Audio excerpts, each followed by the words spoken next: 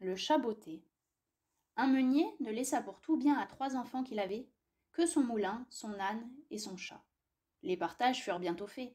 Ni le notaire, ni le procureur n'y furent point appelés. Ils auraient eu bientôt mangé tout le pauvre patrimoine. L'aîné eut le moulin, le second eut l'âne, et le plus jeune n'eut que le chat. Ce dernier ne pouvait se consoler d'avoir un si pauvre lot. Mes frères, disait-il, pourront gagner leur vie honnêtement en se mettant ensemble. Pour moi, lorsque j'aurai mangé mon chat et que je me serai fait un manchon de sa peau, il faudra que je meure de faim. Le chat, qui entendait ce discours, mais qui n'en fit pas semblant, lui dit d'un air posé et sérieux. Ne vous affligez point, mon maître. Vous n'avez qu'à me donner un sac et me faire faire une paire de bottes pour aller dans les broussailles. Et vous verrez que vous n'êtes pas si mal partagé que vous croyez.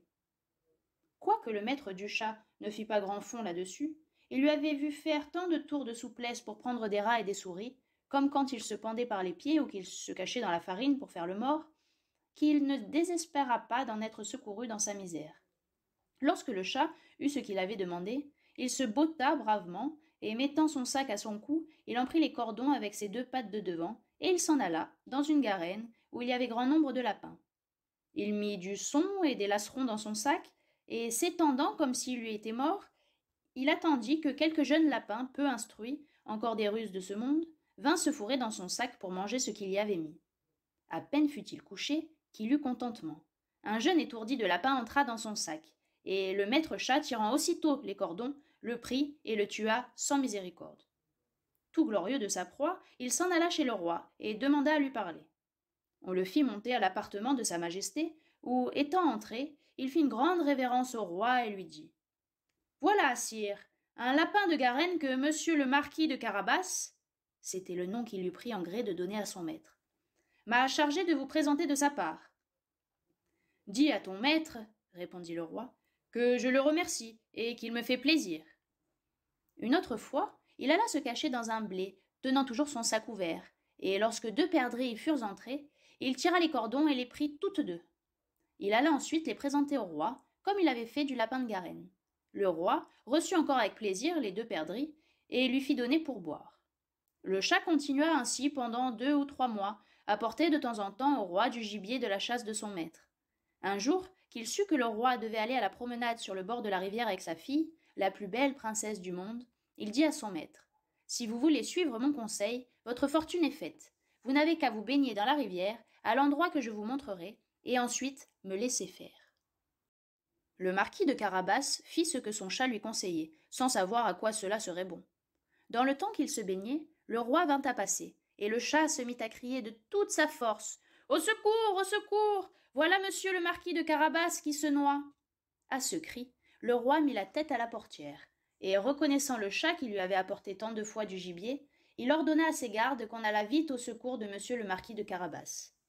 Pendant qu'on retirait le pauvre marquis de la rivière, le chat s'approcha du carrosse, et dit au roi que, dans le temps que son maître se baignait, il était venu des voleurs qui avaient emporté ses habits. Quoiqu'il eût crié « Aux voleurs !» de toute sa force, le drôle les avait cachés sous une grosse pierre. Le roi ordonna aussitôt aux officiers de sa garde-robe d'aller quérir un de ses plus beaux habits pour monsieur le marquis de Carabas.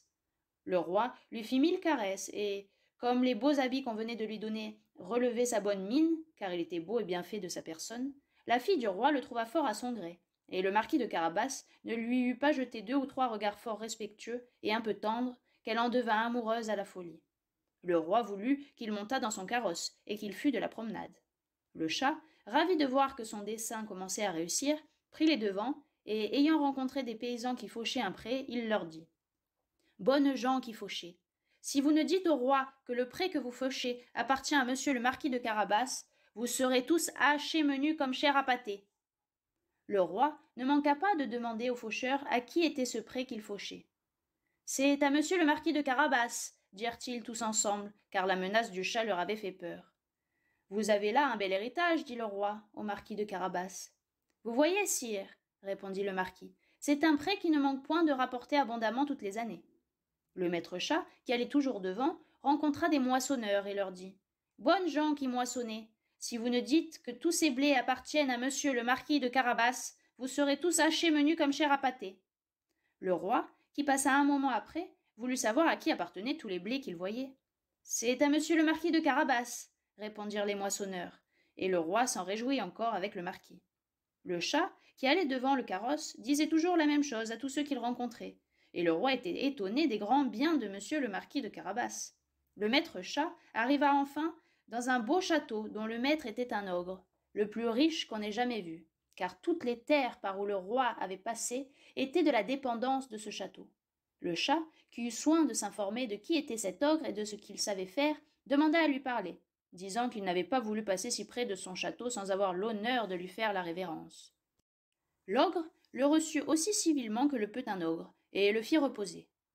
On m'a assuré, dit le chat, que vous aviez le don de vous changer en toutes sortes d'animaux, que vous pouviez, par exemple, vous transformer en lion, en éléphant. Cela est vrai, répondit l'ogre brusquement. Et pour vous le montrer, vous m'allez voir devenir lion. Le chat fut si effrayé de voir un lion devant lui qu'il gagna aussitôt les gouttières, non sans peine et sans péril à cause de ses bottes, qui ne valaient rien pour marcher sur les tuiles.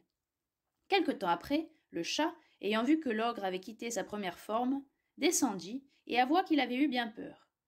On m'a assuré encore, dit le chat, mais je ne saurais le croire, que vous aviez aussi le pouvoir de prendre la forme des plus petits animaux, par exemple de vous changer en un rat, en une souris.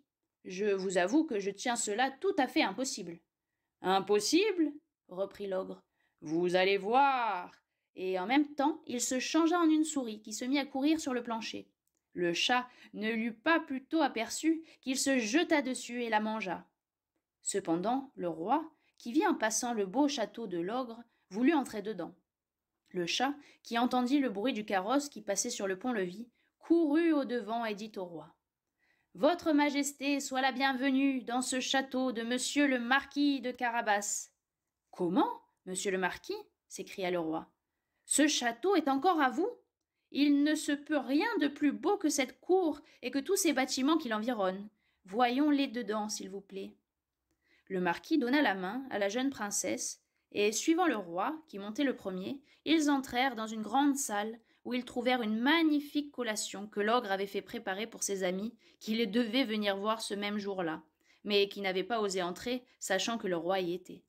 Le roi, charmé des bonnes qualités de monsieur le marquis de Carabas, de même que sa fille, qui en était folle, et voyant les grands biens qu'il possédait, lui dit, après avoir bu 5 ou 6 coups, « Il ne tiendra qu'à vous, monsieur le marquis, que vous ne soyez mon gendre. » Le marquis, faisant de grandes révérences, accepta l'honneur que lui faisait le roi, et, dès le même jour, il épousa la princesse. Le chat devint grand seigneur, et ne courut plus après les souris que pour se divertir.